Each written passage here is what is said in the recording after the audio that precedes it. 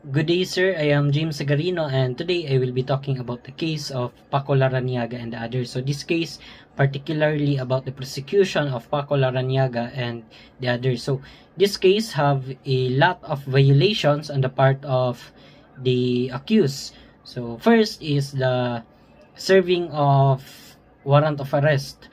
On September 16, they claim, or the authorities claim, that the arrest was legal, although they are not able to provide arrest warrant when they take Paco.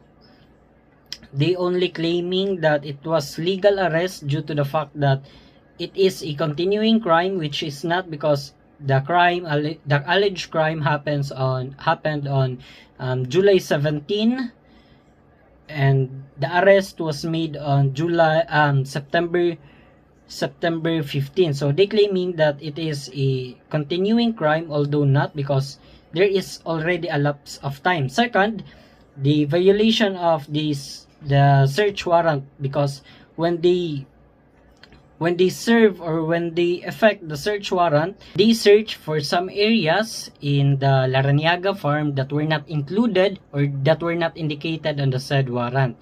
Now, the defense was not allowed to present key evidence, including the 42 alibi witnesses, flight records, and school attendance, and other documents proving that Paco was in Manila during the commission of the crime.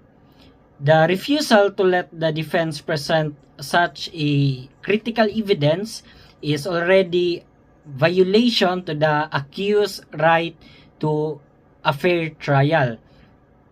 Now, Paco Larrañaga and 6 others were convicted by the Cebu Regional Trial Court in the year 1997 for kidnapping, rape, murder of the Chong sisters, mainly based on the questionable testimony of the witness Davidson Rasha. Now, he was sentenced to reclusion perpetua and